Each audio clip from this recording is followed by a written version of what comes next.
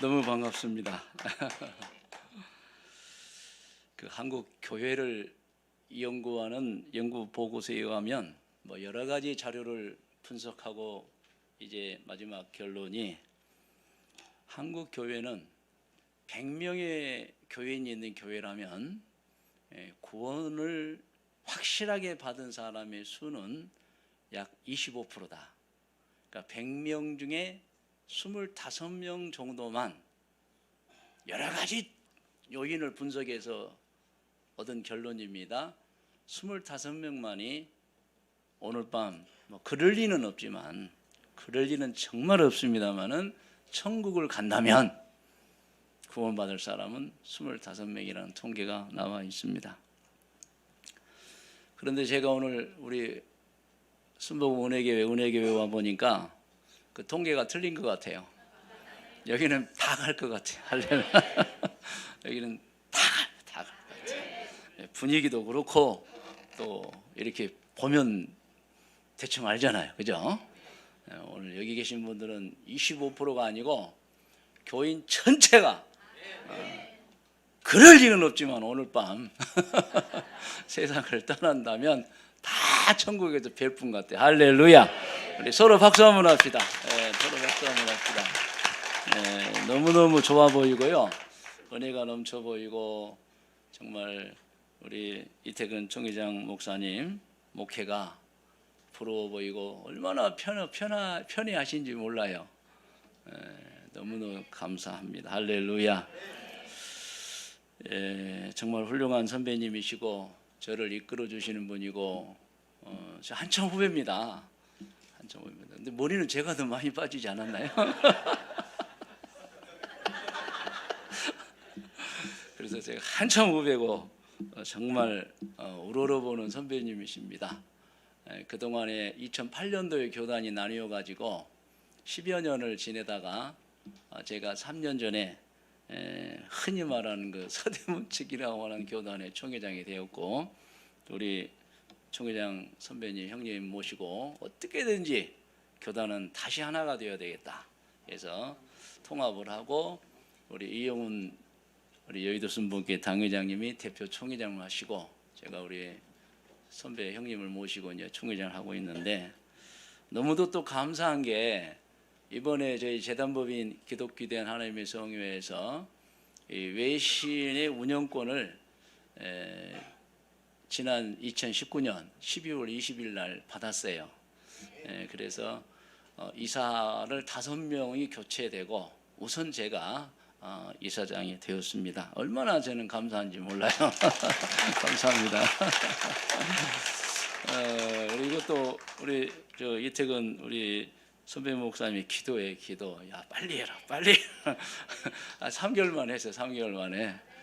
그래서 제가 이제 20일 날 공식적으로 교육부 인가를 받아 취임이 됐고, 이렇게 우리 은혜 교회가 이제 있는 웨스트민스터 신학대학원대학교, 정식 또 법인 명칭은 학교법인 웨스트민스터 신학원입니다. 신학원에서 신학대학원대학교를 운영하고 있는데, 이렇게 우리 교단 소속이 되고, 또 앞으로 이제 교육부에 우리 담임 목사님도 이사로 지금 올리고 있는데, 또 저희가 이 모든 고난을 갖고 발전하게 돼서 너무나 저는 기쁩니다. 제가 항상 우리 총회장님께 말씀드린 게, 건축하려고 마음도 잡수지 마세요. 이제는 마음도 잡술 필요가 뭐가 있어요 이제는. 그래서 여기서 계속해서 발전하면 좋겠습니다. 그리고 실제로 학교 강당을 교회당으로 이렇게 사용하는 교회마다 한국 교회는 굉장히 부흥하고 있어요.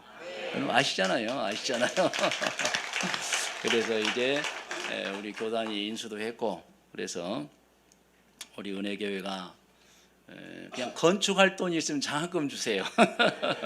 건축하려고 마음도 잡수지 마시고 그냥 여기서 계속해서 모든 시설을 이용하면서 이제 교회가 더 발전되기를 저는 바라고, 또 할 수 있는 모든 일을 다 하려고 하고 있습니다. 그렇게 저는 될 줄로 믿습니다.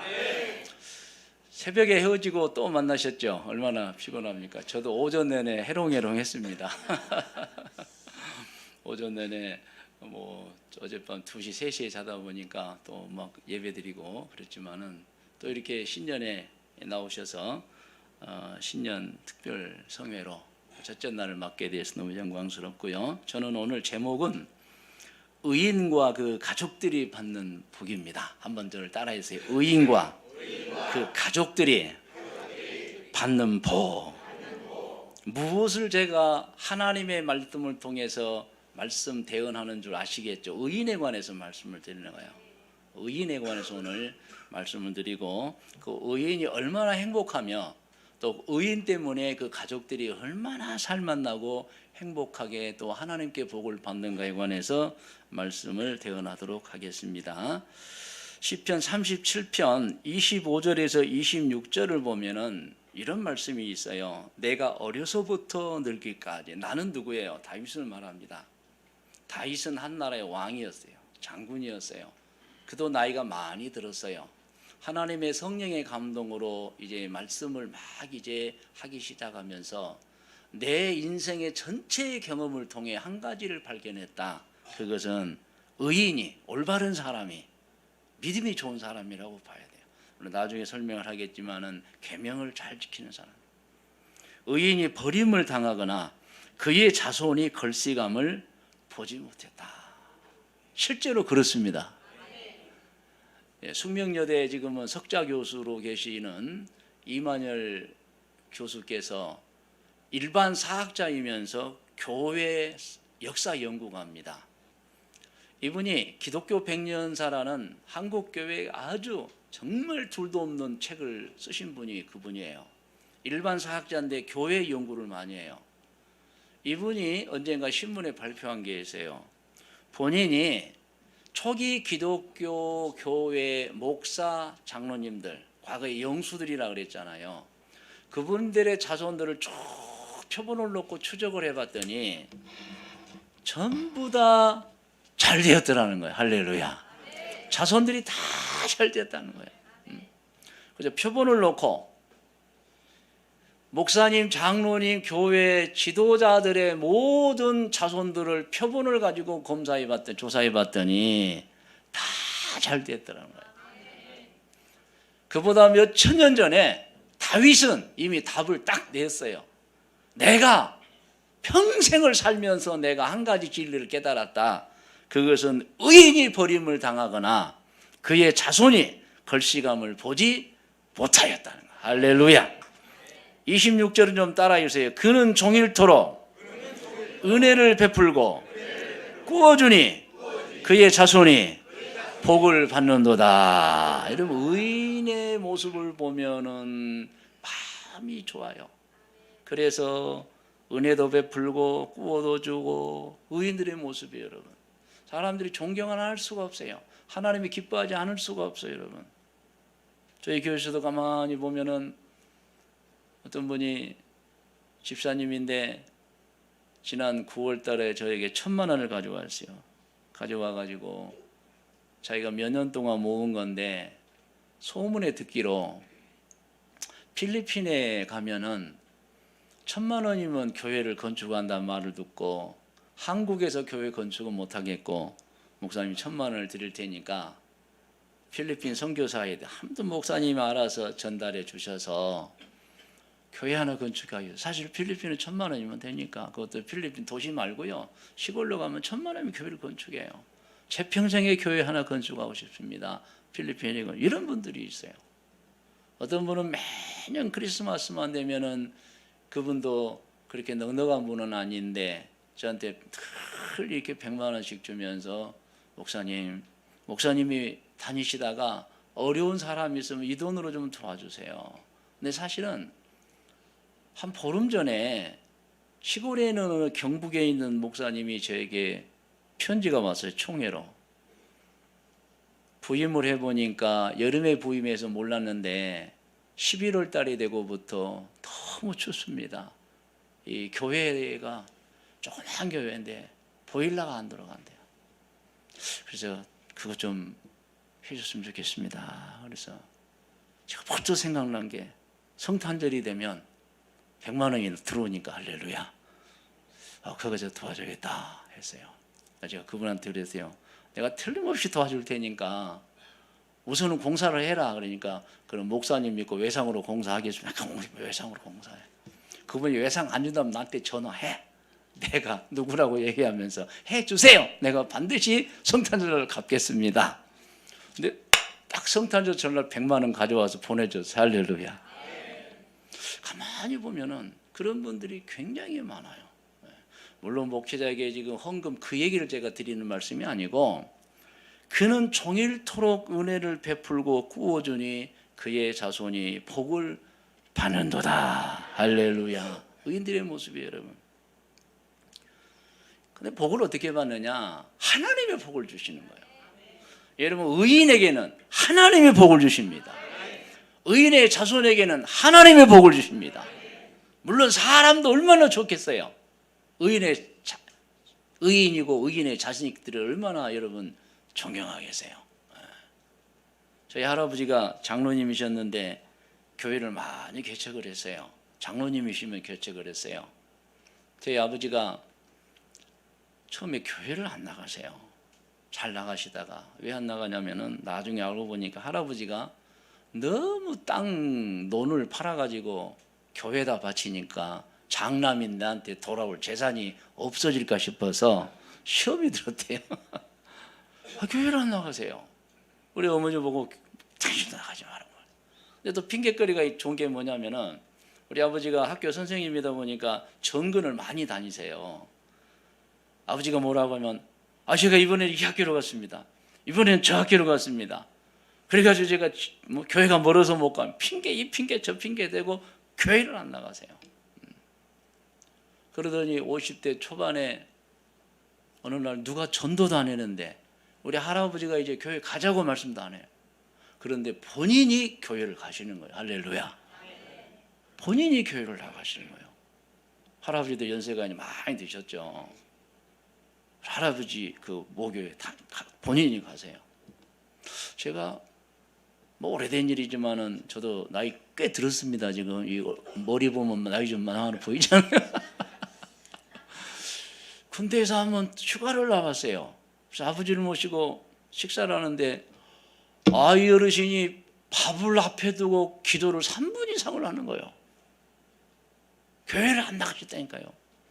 그러더만 교회를 나가시더니 세상에 아침밥 먹고 3분을 기도를 해 본인이. 이야, 믿음이 너무너무 좋아져 버린 거예요. 너무너무 믿음이 좋아져 버렸어요. 그러더니 한 번은 저한테 그래요. 야, 내가 보니까 목사처럼 좋은 사람 없더라. 그 교회에 나가서 목사님에게 아주 감동을 받아버린 거예요. 목사처럼 좋은 사람 없더라. 제가 그때는 아직도 신학교를 안 다닐 때인데 우리 자식들 중에 목사가 있었으면 좋겠다. 할렐루야. 교회 안 나가셨어요. 막 헌금하는 거 되게 싫어하셨어요. 그런 분이 스스로 나가시더니 몇 년 지나서 제가 군대 갔다 휴가를 나가서 아침밥을 먹는데 3분을, 여러분 3분 얼마나 긴 줄 아세요? 밥을 넣고 3분을 기도해. 그만큼 믿음이 좋아져 버린 거예요. 그리고 하시는 말씀이 목사처럼 좋은 사람 없더라. 우리 자식들 중에서도 누가 좀 목사가 되었으면 좋겠다. 할렐루야. 그래서 제가 목사가 됐어요. 아무튼 할렐루야. 목사가 됐어요. 제가 생각해 봤어요. 왜 우리 아버지가 저렇게 고집도 세고 아버지가 그냥 헌금한다고 그게 싫어가지고 우리한테도 얘기하거든요. 교회다가 막 너무 바친다고. 그런 분이 스스로 교회를 나가서 그렇게 신앙이 깊어진 이유가 뭘까? 저는 그게 할아버지의 영향력임을 믿습니다. 왜냐하면 아버지가 잘 믿으니까 어느 날 아들이 돌아와 버리는 거예요. 할렐루야. 아들이 돌아와 버리는 거예요. 그래서 저는 참 감사한 것은 우리 할아버지 때문에 우리 가족 가문이 안 믿는 분이 없어요. 다 믿어요. 다 믿어. 저는 놀라운 일이에요. 저희 증조 할아버지가 돌아가실 때 제가 5살, 6살 때인데요. 노래를 불러요. 장례식에. 그래서 장례식에는 제가 어렸을 때 노래를 부르는 거는 나중에 찬송가인지는 모르는 거예요. 제가 하도 어리니까 보니까 이제 며칠 후 노래를 불러요. 그래서 저는 우리 증조 할아버지가 예수를 믿고 그 다음에 우리 할아버지가 예수를 믿고 우리 아버지가 그리고 이어받고 우리들이 예수 믿은 줄 알았는데 언젠가 저희 연세가 높으신 지금은 93세신데 작은아버님이 지금도 생존해 계시는데 언젠가 하면 그래요. 야, 우리 아버지 자기 아버지 대단한 분이라고. 왜냐하면 그 저러번에서 우리 할아버지가 자기 아버지를 전도한 거예요. 그러니까 저는 증조 할아버지가 교회를 다녀서 할아버지가 교회를 다닌 줄 알았는데 나중에 알고 보니까 할아버지가 교회를 다니며 자기 아버지를 전도한 거예요. 근데 우리 장자 집안이거든요. 하루는 우리 할아버지가 젊었을 때 보성 전문을 나오셨는데 서울에서 공부를 하고 시골에 내려오셔서 그러더래요. 아버지 이제 제가 교회를 다녀서 제사를 못 드리겠습니다. 그러니까 우리 증조 할아버지가 그럼 그렇게 해야지. 왜냐하면 이 큰아들에 대한 애정이 엄청 강했대요. 그러니까 나무래지도 않고 그럼 너는 그렇게 해라. 그럼 나는 다른 식구들하고 제사 지내겠다. 한 6개월 이상 1년에도 제사가 몇 달에도 한 번씩 돌아잖아요. 수없이 장자 집안이니까.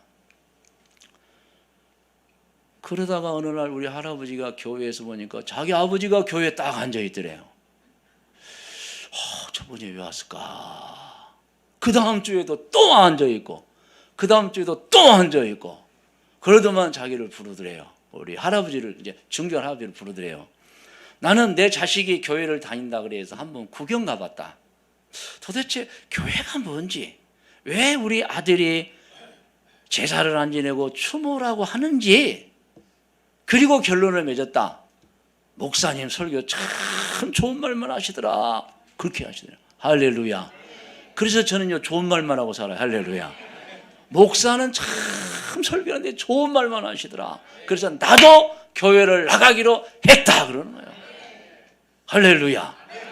그러니까 저는 우리 작은아버님 말씀 듣기 전에는 증조 할아버지가 교회 다녀서 할아버지가 교회 다닌 줄 알았는데 나중에 보니까 할아버지 때문에 아버지도 믿는 거예요. 할렐루야. 그리고 그분이 이제 장로님이면서도 교회를 막 개척해. 얼마나 여러분 활동적인지 몰라요. 그러다가 우리 고향에서 상당히 좀 먼, 그때 당시는 이제 걸어서는 보통 못 가고 마이크로버스라고 있었는데 타고 한 20여 분 가는 곳에 또 개척을 했어요. 개척을 했는데 본교회에서 주일 11시 예배를 드리고 그쪽에 가서 2시 예배를 드리는데 겨울에 1월 달입니다. 본인이 설교를 해요. 아직 교육자가 없을 때니까 꼬마들이 있고 청년들 좀 있고 하는데 하고 이 강대상에 설교하고 내려가서 난로 옆에서 앉아 계시다가 쓱 쓰러지시더래요. 그래서 청년 회장이 나와서 광고하는데 장로님이 쓱 쓰러지더래요. 가서 보니까 이미 돌아가신 거예요. 그 순간 아마 뇌출혈이었겠죠. 돌아가셨어요. 그러니까 그 교회는요 지금 새로 건축을 했지만 그전만 해도 우리 할아버지가 돌아가신 곳을 표시를 딱 해놨어요. 장로님이 여기서 설교 마치시고 돌아가셨다. 그런데 언젠가 제가 송파에 우리 교단 목사님이 계시는데 저희 고향 출신이에요. 사모님도 고향 출신이에요. 가서 초청을 받아서 가서 밥을 먹는데 이 사모님이 자기 주민등록증을 꺼내면서 저한테 보여주는 거예요. 그래서 뭐예요? 그러니까 제 주민등록증입니다. 근데 뒤를 보세요. 뒤를 딱 했는데요. 우리 할아버지 증명사진이 그 사모님의 증명사진 뒤에 딱 붙여놓은 거예요. 아니 이게 어떻게 됩니까? 당신 할아버지가 돌아가실 때 자기가 청년회장이었대요. 그러면서 그 장로님을 자기가 못 잊어서 평생을 자기 주민등록 뒤에다가 우리 할아버지 증명사진 붙여갖고 다닌다는 거예요. 이제 당신한테 말한다. 여러분 그 순간 제가 얼마나 부끄럽기도 하고 자랑스러운지. 아니 우리 할아버지가 어떻게 신앙생활을 했길래 그 청년회장이 평생을 자기 주민등록증 뒤에다가 우리 할아버지 증명사진을 붙여놓고 자기 손자도 붙여놓고 다니지 않는데. 야, 대단하신 분. 참 잘 믿으셨던 분이. 할렐루야. 의인이에요. 제가 판단하기에는. 그래서 지금 그 할아버지 때문에 우리가 다 예수를 믿어요. 할렐루야. 얼마나 감사한지 몰라요, 여러분. 저는 의인이었던 분이냐, 영향력을 끼치는 분이에요. 세상에 자기 아버지도 전도하고 교회도 개척할 줄도 알고, 그리고 그 교인들이 세상에 자기 세상 떠난 지가 언젠데 그 청년회장이 장로님 증명사진 자기 주민등록증 뒤에다 붙여다니. 여러분, 이게 보통 감사한 일이 아니에요. 저는 오늘 이 은혜의 순복음교회에 모인 여러분들이 의인이 되시기를 주의 이름으로 축원합니다. 할렐루야. 자기도 구원받고 행복하고 자손들이 잘 되는 거예요. 칭찬을 받는 거예요. 칭찬을 받는 거예요. 그래서 이런 결단을 해야 됩니다. 한번 따라해 주세요. 나는 내 자신의 행복과 자손들의 행복을 위해서 의인으로 살아야 하겠다. 할렐루야. 할렐루야. 우리 자신의 행복과 구원을 위해서, 우리 자손들 대대의 행복과 구원을 위해서 우리는 진짜 좋은 신앙으로 살아야 되는 것입니다, 여러분.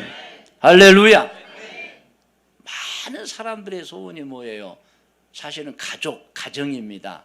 이번에 저희 교회도 이런 추리를 마련해 놓고 카드를 이만큼 해가지고 다 좀 뭐가 좀 적어서 좀 카드에다가 내용 적어서 붙여라 그래서 크리스마스 날 또 다 떼어서 분석을 했어요. 또 우리 전도사님 한 분이 발표를 했어요. 누구는 이렇게 대충을 발표하는데 약 90% 이상이 행복에 관해서 적었는데 가족을 다 적어놨더래요. 그러니까 여러분, 이 가정이란 존재는 우리의 마음속에 꽉 차 있는 존재들이에요. 그러니까 카드 만들라니까 전부 우리 가족 건강, 가족 행복하게 해주세요. 그것만 적는 거예요, 여러분.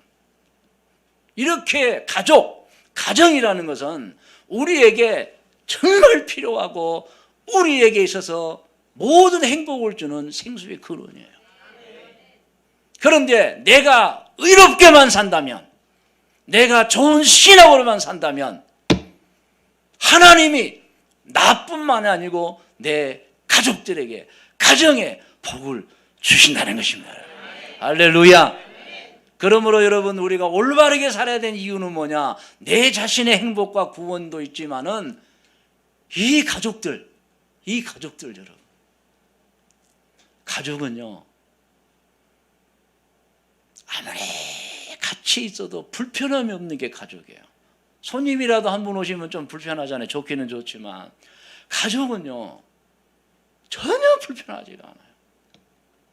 어제도 송구영 예배 드리고 우리 가족들도 각 방에 뿔뿔이 흩어졌다가 잤는데 제일 먼저 우리 손자만 새벽 7시부터 돌아다니더라고. 일찍 잤다고.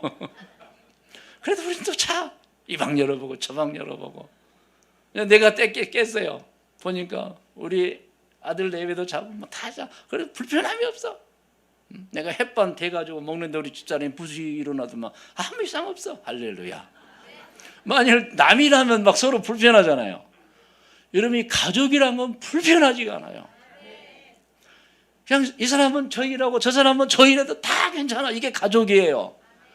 이렇게 귀한 가족을 위해서 우리가 해야 될 일이 있다면 저는 우리가 의인이 되어서 우리 때문에 하나님 우리 가족들에게 복을 주시기를 원하는 것입니다. 할렐루야.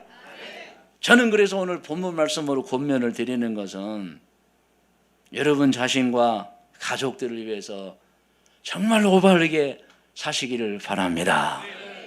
좋은 신앙으로 사시기를 바랍니다. 그러면은 이 성경 말씀대로 반드시 여러분 자신도 행복하고 가족들이 행복한 거예요. 믿으시면 아멘 하시 바랍니다. 의인이 누구냐? 조금 전에 설명했지만은 올바르게 사는 사람인데 올바름의 기준은 사실 다양합니다. 올바름의 기준은 나라마다 달라요. 김정은이 올바른 기준하고 우리하고는 달라요. 그죠? 정당들도 다 보면 다릅니다. 미국도 달라요. 그러므로 올바름의 기준은 사람이 정한 게 아니고 하나님이 정한 게 기준입니다. 할렐루야. 그러면 성경이 기준인 거예요. 할렐루야. 올바름의 기준은 성경입니다. 성경에 보면 계명이 주어져 있어요. 계명 중에 계명은 역시 10계명입니다. 할렐루야. 여러분 혹시 화면에 10계명 나옵니다. 10계명 우리 1계명부터 같이 해요. 시작. 너는 나 외에는 다른 신들을 내게 있게 말지니라. 우상이나 형상을 만들지 말고 그것들에게 절하지 말고 섬기지 말라. 하나님의 여호와 이름을 망령되이 일컫지 말라. 안식일을 기억하여 그렇게 지키라. 할렐루야. 이 계명이에요. 이 계명을 지키는 자가 의인인 거예요. 여러분 자기의 취향, 취미, 생각, 배운 것이 여러분 의인의 기준이 아니에요. 하나님의 계명입니다. 할렐루야. 그중에 여러분 이 안식이라는 것이 얼마나 좋으냐면은 하나님 우리에게 안식하라 했어요. 우리가 여러분 안식일이 계명으로 주어지지 않았다면 우리는 예배를 드릴 수가 없어요. 왜? 다 일 시킬 거예요. 오늘 또 회사 나오라 그럴 거예요. 오늘 또 할 일이 있어야 돼요. 하나님께서 안식일에 아무래도 말고 예배하라는. 그런데요 성령이 충만하고 하나님의 은혜를 깨닫는 자가 하는 일은 예배입니다. 할렐루야. 그러니 만일 안식일이 없다면 우리는 막 뜨거운 마음으로 예배를 드리고 싶은데 일하려면 못 드리는 거예요. 그게 안식일입니다. 할렐루야. 하나님 입장에서 안식일은 얼마나 좋습니까? 자기를 아버지라고 부르고 예배하니까. 그래서 안식일은 여러분 대단히 중요한 겁니다. 또 하나는 쉬는 의미가 있어요. 자기 일상생활 직업에서 잠시 쉬고 영적인 충족, 이 계명을 지켜야 됩니다. 할렐루야. 자, 5번째부터 계명 시작. 내 부모를 공경하라. 살인하지 말지니라. 간음하지 말지니라. 도적질하지 말지니라. 내 이웃에 대하여 증거하지 말지니라. 내 이웃의 모든 것을 탐내지 말지니라. 할렐루야. 이게 우리의 올바름의 기준입니다. 여러분 묻겠습니다. 잘 지키고 살아오셨지요? 아멘입니까? 잘 지키고 살아오셨지요? 잘 지켜야 됩니다. 여러분 지키지 않으면 벌써 죄인이 된 거예요. 의인은 하나님의 기준을 지키는 자가 의인입니다. 할렐루야. 여러분 심각하게 생각하셔야 돼요. 하나님이 기준을 정해 놓으셨어요. 그런데 사람들이 착각을 하고 살아요. 자기 기준을 따라서 신앙생활하는 분도 꽤 있어요.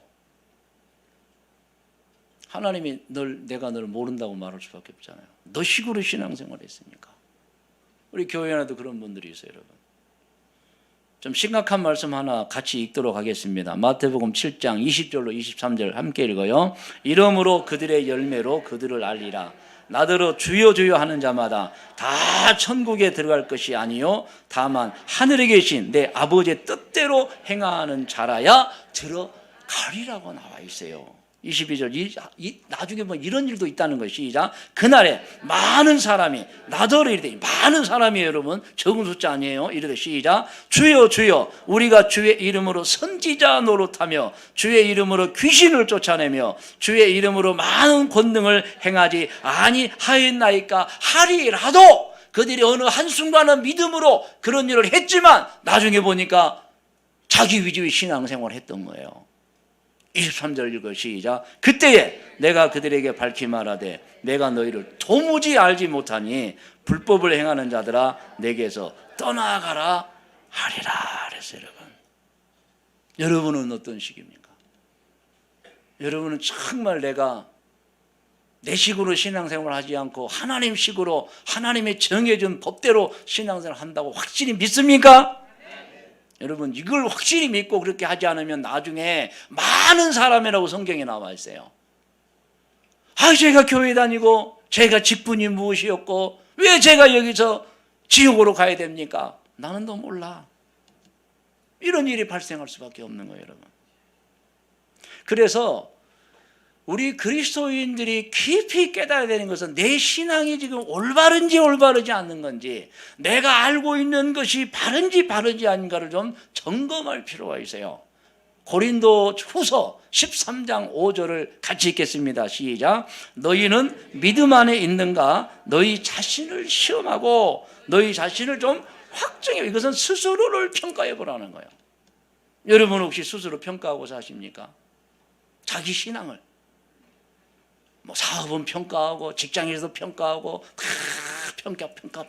다 평가. 뭐가 투입했으면 또 평가해서. 그런데 신앙은 정말 평가하고 계십니까? 내 신앙이 올바른지 아닌지, 내가 지금 신앙생활하는 방법과 태도와 하루의 일상이 올바른지 여러분은 지금 혹시 평가하고 있냐고. 만약 평가가 없으면 어느 사람은 착각하고 신앙생활하는 거예요. 자기가 하는 게 굉장히 잘한 줄 알아요. 나중에 아니라는 거예요. 우리는 신앙생활을 잘하는 방법을 많이 배웠습니다. 모든 부흥회, 모든 강사들이 말씀해요. 그런데 이것까지 우리가 좀 알아야 돼요. 신앙생활을 잘하는 방법을 아는 나는 그렇게 해봤어요. 그리고 점검을 해봤느냐는 거예요. 그리고 점검을 해봤느냐. 여러분, 우리 대한민국 교회에서 조금 안타까운 건 뭐냐? 점검이 좀 부족해요. 잘하고 열심히 하고 그것까지는 해봤어요. 그런데 이제 그 사람을 평가를 좀 해봐야 돼요. 회사에서 이러면 얼마나 평가를 많이 합니까? 교회에서도 사실은 좀 평가를 좀 해봐야 돼요. 정말 저 사람이 진실로 신앙인인가. 그런데 교회에서 평가하면 절대 안 됩니다, 여러분. 대듭니다, 대들어. 집사님, 제가 보니까 이번 평가에 점수가 좀 안 나왔네요. 목사님 어떻게 아세요? 사실 함부로 교회에서는 목사라도 평가 잘 못해요. 그런데요, 이런 분들이 있어요. 어떤 안수 집사님이 마태복음 12장을 읽다가 14절에서 무릎을 꿇었어요. 스스로 읽다가 한번 보십시다. 마태복음 12장 34절 시작. 독사의 자식들아, 너희는 악하니 어떻게 선한 말을 할 수 있느냐? 이는 마음이 가득한 것을 입으로 말함이라. 이분이 눈물을 펑펑 쏟았어요. 그리고 교회에서 자기가 고백했어요. 나는 독사의 자식이었습니다. 내가 이 말씀을 읽다가 하나님 앞에 너무 회개했습니다. 간증하고 또 간증하고 사람이 변해버렸어요. 그런데 여러분, 만약에 목사님이 안수쌤 불러다가 독사의 자식이요 했다면 그럼 교회 깨지는 거예요. 그 순간. 아니, 목사님이 나에게 어떻게 독사의 자식이라고 할 수 있습니까? 자기 어머니에게 얘기하고 어머니 권사에게 얘기하고 사돈의 팔촌 집사에게 얘기해가지고 교회가 들썩들썩하다가 깨지는 거예요, 여러분. 그런데 본인이 스스로 평가를 해보면 눈물을 펑펑펑펑 쏟는 거예요. 제가 지금 무슨 말씀하고 있는지를 눈치채셔야 돼요, 여러분. 어떤 집사님이 실제로 책에다가 써놓은 걸 제가 이건 발췌하는 건데, 기도를 하는데 하나님이 내놓음 하더래요. 그리고 그는 펑펑펑 또 울었어요. 그리고 교회에서 간증했어요. 그게 신문에도 났어요. 여러분, 만약 목사님이나 장로님이 어느 집사님 불러 내 이놈 하면 내 이놈이요? 교회에서는 그럴 수가 없어요. 그런데 내 이놈 할 때 그가 거꾸로 지더라는 거예요. 근데 누가 해야 되느냐? 스스로 기도하다가 하나님의 음성을 듣든지 성경을 읽다가 깨지든지 둘 중에 하나 하셔야 돼요. 할렐루야. 사실 목사건 장로님이건 터치를 못해요. 어떻게 내 이놈이라고 할 수 있고 독사의 자식이라 큰일 납니다, 여러분. 그런데 스스로 평가를 하시면 상황이 달라져요. 은혜를 받나요? 하나님이 나를 사랑해서 내 이놈 하셨다는 거예요. 내가 독사의 자식이었어요 라고 스스로 막 얘기를 해요. 그러니까 여러분, 고린도후서 13장 5절에 기인한 신앙의 평가는 누가 해야 되느냐? 자기 자신이 하셔야 돼요. 할렐루야. 자기 자신이 하셔야 돼요. 누가 해주면 안 돼요. 그거 기분 나빠요. 그럼 어떻게 평가할 수 있습니까? 저는 이 방법을 이제 하나 예로 드리는 거예요. 성경 읽고 말씀이 그런 건데, 스스로 혼자 집에서든 교회에서든 한번 혼자 기도원에 가시든 혼자, 하나님, 제가 평가 좀 해봐야 되겠습니다. 하나님이 좀 평가해 주세요. 그러면서 하나님, 제가 지금 신앙생활하는 것이 이번의 일이 제가 잘못했습니까? 잘했습니까? 아니면 저는 천국에 갈 수 있는 사람입니까? 지옥으로 갈 수 있는 사람입니까? 라고 여러분이 진실하게 하나님께 여쭤본다면 하나님은 반드시 대답해 주십니다. 이거 아셔야 돼요. 여러분. 지금까지는 기도 안 하실 수도 있어요. 하나님, 제가 천국으로 갈 수 있는 사람입니까? 지옥으로 갈 수 있는 사람입니까? 하면 대답해 주세요. 거기서 평가를 받으셔야 돼요. 그러면 여러분, 너는 괜찮아 하면 너무너무 할렐루야 감사. 아닌 것 같다 그러면 그때부터 그분은 은혜를 받고 더 좋은 신앙으로 가기 시작합니다. 그런데 목사님이 혹은 장로님이 해갖고는 안 돼요, 여러분. 그래서 여러분, 이번 2020년도에는 좀 스스로 평가들을 해보셔야 돼요. 내가 지금 제대로 신앙생활을 하고 있는 건지, 정말 내가 천국 갈 수 있는 건지 자기는 알아요. 근데 그것을 하나님께 물어보는 순간 하나님은 대답해 주세요. 그러면서 사람이 발전하게 되는 것입니다. 할렐루야. 저는 오늘 의인에 관해서 말씀드리고 있습니다. 여러분, 스스로 본인이 의인이 아닌가는 좀 평가해 보셔야 돼요. 의인은 정말 하나님이 제정하신 계명을 지키는 자입니다. 그런데 그 의인 때문에 자기도 행복하고 의인은 가정에 의인의 영향을 끼치는 것입니다. 여러분, 혹시 여러분 가정이 불행하고 화목하지 않고 막 싸우는 집안 있으면 여러분은 진단하셔야 돼요. 저 가정에는 의인이 없다고 진단하셔야 돼요. 왜냐하면 의인이 있으면 싸울 수가 없어요. 그리고 싸움이 안 돼요. 행복해야 돼요. 혹시 여러분 부부간에 여기는 그런 적 없지만 막 자기 자식 때문에 피 터지게 싸우는 부부간에 그런 분이 있습니까? 진단하셔야 돼요. 둘 다 의인이 아니에요. 제가 이번에 우리 총회장 형님도 같이 있었지만 이영호 목사님이 지난 토요일 날 결혼식 하면서 결혼에 무슨 10계명인가 하며 첫 계명이 부부싸움이 시작되건 한 명은 도망가라. 이것도 10계명 중에 한 명이래요. 하나래요. 그러니까 부부가 살다가 싸움이 딱 되는 한 명은 도망가 버려라. 왜? 싸우지 말란 얘기죠. 도망쳐버려란 얘기죠. 근데 이제 도망치고 눈을 부릅뜨면 막 싸움이 커지는 거예요, 이제. 그런데 성경에 그 말씀이 사실 있어요. 아시죠?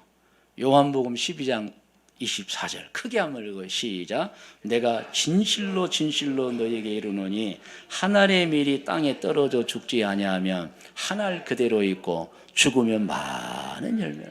이런 죽는다는 게 뭔지 아세요? 공동묘지에 죽어있는 사람 말이 있다 없다? 없다. 누가 한 사람이 말을 하면요, 성질내면 가만히 모른 척하고 쳐다만 보셔도 돼요. 아니면 진짜 도망가 버리든지. 왜?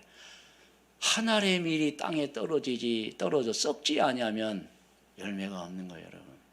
저는 의인의 특징이 바로 이것이라고 봅니다. 말을 얼마나 조심해서 하는지. 할 말도 안 할 때가 있고. 여러분, 특별히 교회는 말들이 참 많아요. 왜? 다 주인이다 보니까 나 그럴 수 있다고 봐요. 그래서 이제 설화, 혀로 인한 화가 굉장히 많은 곳이 특징이 교회입니다, 여러분. 그래서 의인은요, 하늘의 땅에 떨어져 썩어지는 밀알과 같은 분이 의인이에요. 그분 때문에 교회가 행복하고 그분 때문에 가정이 행복해야 돼요. 할렐루야. 그래서 여러분, 진짜 믿음이 좋은 가정이나 가족을 보면은 한 사람 때문에 희망이 생겨요. 왜? 그분 때문에 다 융합이 되고 그분 때문에 다 속상한 게 풀어지고 그분 때문에 희망이 생기는 거예요. 할렐루야. 혹시 여러분이 그 주인공이십니까? 아니면 여러분은 싸움을 발생시키는 원인자들입니까? 제가 어느 책을 보니까요, 중고등학생들을 대상으로 설문조사를 했어요. 너희 가정이 행복하냐? 행복합니다. 행복 안 합니다. 원인이 무엇이냐? 이렇게 쭉 설문조사했는데 그 통계가 어떻게 나왔냐면, 어머니가 가정의 권력을 가진 가정의 자녀들은 주로 우리 가정은 행복하다고 쓴대요. 우리 어머니가 우리 집에 제일 무서운 분이에요. 행복하다, 행복하다. 근데 아버지가 무섭다 하는 애들은 행복하다가 안 한대요. 그것은 가정의 권력은 누가 가져야 행복하느냐? 부인이 가져야 된다는 거예요. 어떻게 아멘도 안 하시고 앞에 계신 분들은 도대체 뭐 하시는 분들? 이게 나온 얘기라니까요. 그래서 행복의 또 하나의 방법 한번 따라서요. 가정의 권력을 부인이 갖고 있을 때 그 가정의 자식들은 자기 가정을 행복하다고 생각한다는 거예요. 여러분, 이거 굉장히 여러분 저는 맞다고 생각해요. 어머니가 제일 가정의 우선순위일 때 자녀들은 그게 평안이라고 생각하는 거예요. 우리 엄마야, 우리 엄마. 이게 애들한테는 가장 친밀적으로 평안을 준대요. 근데 우리 집안은 아버지야, 무섭고 힘들고 어머니에 대한 애정이 얼마나 큰데 아버지가 맨날 큰 소리만 치고 행복하지 않다 그런다.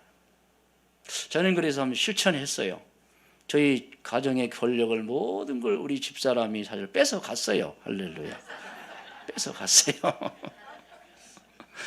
그 대표적인 게 뭐냐면요. 나 참 말도 안 나오는데 우리 손녀, 손자 같이 살거든요. 내가 하루는 저쪽 복도에서 일을 하면서 우리 손녀에 그랬어요.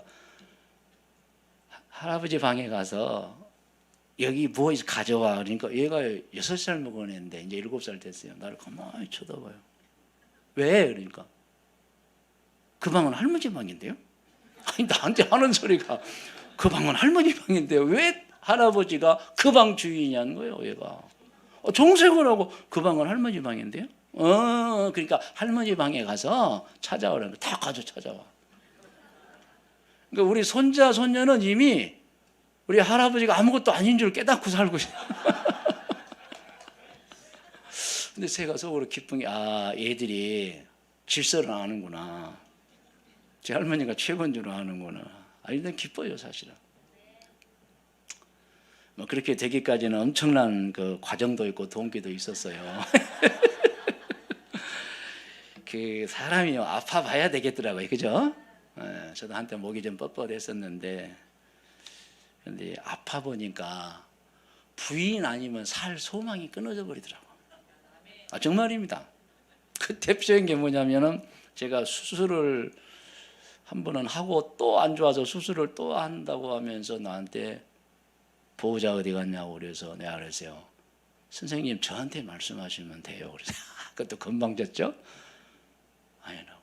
선생님 저한테 말씀하면 됩니다. 보호자 오시면 해야 돼요. 탁 하고 나가더라고요. 가만히 생각해 봤어요. 의사도 환자가 되다 보니까 저하고는 얘기를 안 해요. 보호자. 제가 깨달은 게 뭐냐면요. 우리 집사람은 성이 보자고 이름은 호자구나. 내가 이걸 그때 깨달은 거예요.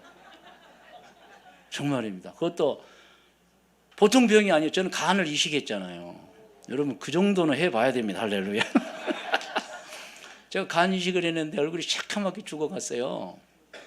그러다 피를 토하고 막 사경을 헤매다가 이제 찌릿찌릿하게 건강을 회복했는데 그때 제가 깨달은 게 이 제 아내가 이 보통 사람이 아닌 것 같다. 우리 집사람 운전을 엄청 잘합니다.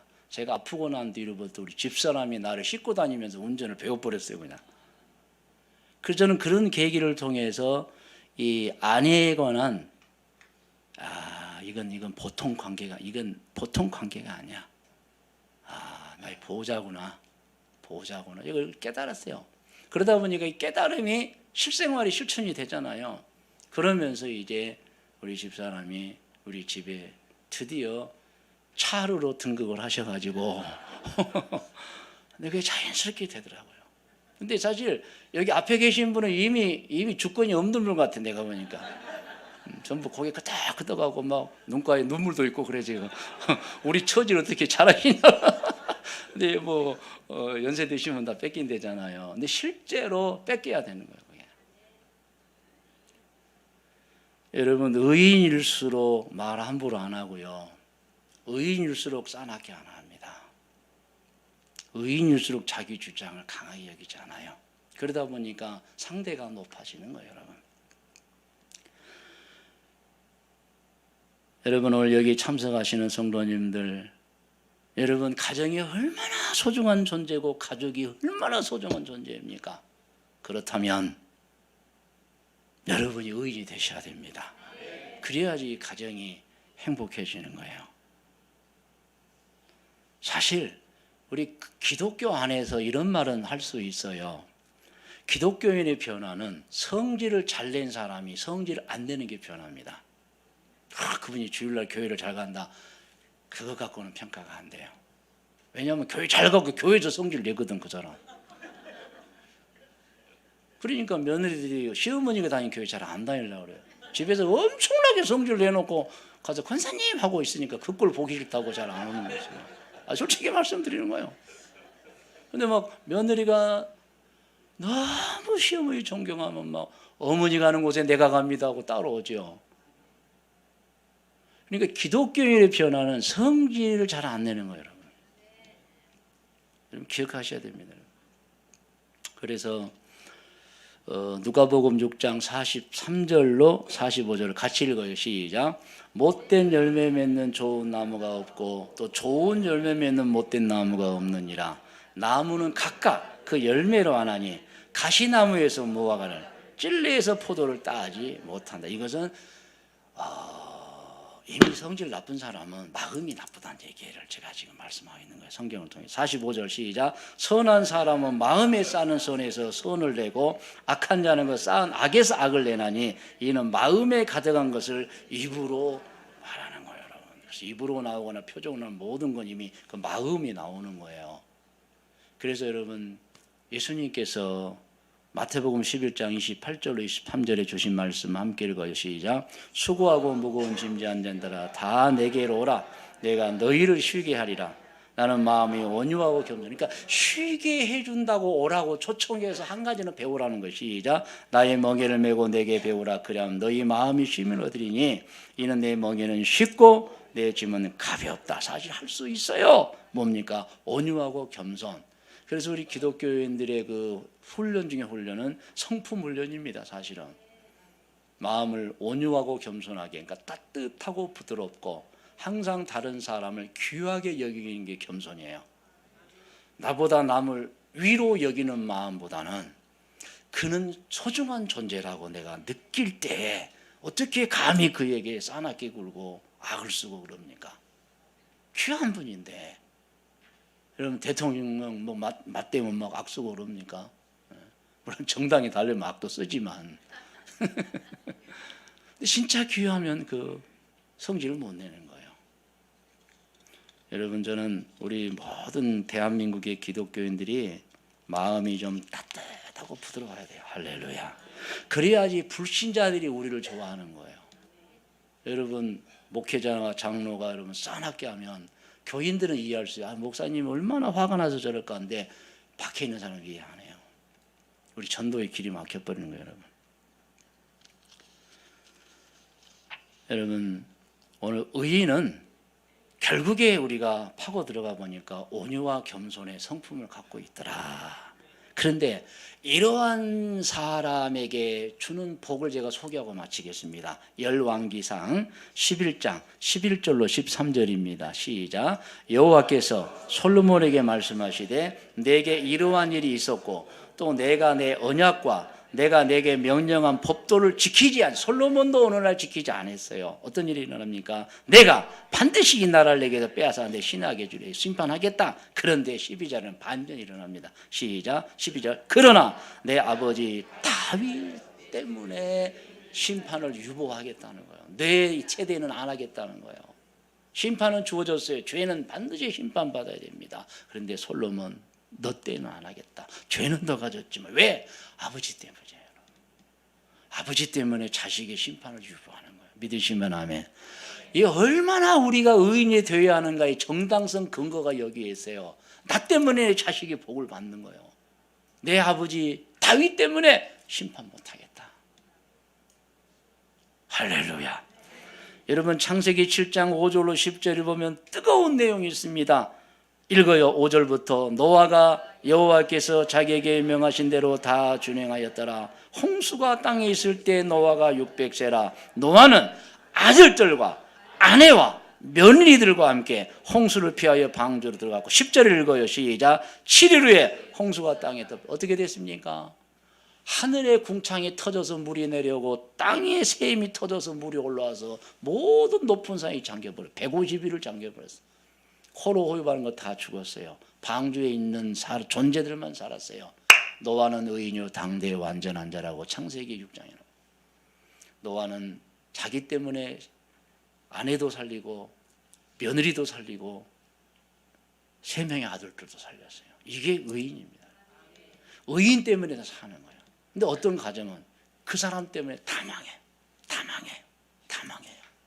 어떤 가정은 그 사람 때문에 다 살아요. 이게 의인과 악인의 차이인 줄 믿으시길 바랍니다. 그래서 시편 37편 25절로 20절을 다시 한번 읽어 시작. 내가 어려서부터 늙기까지 의인이 버림을 당하거나 그의 자손이 글씨감을 보지 못한 거예요. 그는 종일토록 은혜를 베풀고 꾸어주니 그의 자손이 복을 받는도다. 할렐루야. 아멘. 마지막으로 여러분 시편 1편 1절로 6절을 읽겠습니다. 시작. 복 있는 사람은 악인들의 꾀를 따르지 아니하며 죄인들의 길에 서지 아니하며 오만한 자의 자들이 자리에 앉지 아니하고 오직 여호와의 율법을 즐거워하여 그의 율법을 주야로 묵상하는도다. 그는 시냇가에 심은 나무가 철을 따라 열매를 맺으며 그 잎사귀가 마르지 아니함 같으니 그가 하는 모든 일이 다 이게 의인에게 주신 하나님의 복입니다. 4절부터 악인들은 그렇지 아니하며 오직 바람이 나는 쓸모가 없어요. 여러분. 그러므로 시작. 악인들은 심판을 견디지 못하며 죄인들이 의인들의 모임에 들지 못하리로다. 무릇 의인들의 길은 여호와께서 인정하시나 악인들의 길은 망하는 거예요. 그래서 오늘 저는 축복하는 거예요. 여러분. 신년 벽두부터 우리가 의인이 되어야 합니다. 의인의 기준은 하나님의 말씀입니다. 혹시 자기가 의인 줄 아닌 줄 모르는 분들은 구체적으로 물어보셔야 돼요. 목사님께 물으시면 안 됩니다. 장로님께 물으시면 안 됩니다. 왜? 정확하게 말할 가능성이 있어요, 여러분. 큰일 나요. 교회 부흥에 대단한 지장이 있어요. 그래서 말 안 해줍니다. 꼭 얘기 달라고 그래도 말 안 합니다. 물론 이제 뭐 좋은 분들이야 아이 권사님 집사님 뭘 물어봅니까? 그러지만은 절대 물어보지 마세요. 왜냐하면 또 말 않고 지나가면 혹시 저분이 이럴 줄 아니까 말도 하지 마시고 꼭 본인이 물어보셔야 돼요. 하나님께. 하나님, 제가 천국으로 갈 수 있는 사람입니까? 지옥으로 가야 될 사람? 대답 딱 나옵니다. 하나님 말씀했어요.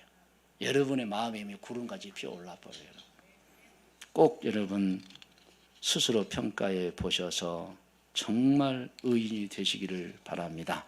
시편 102편 28절 말씀 같이 읽고 마치겠습니다. 시작.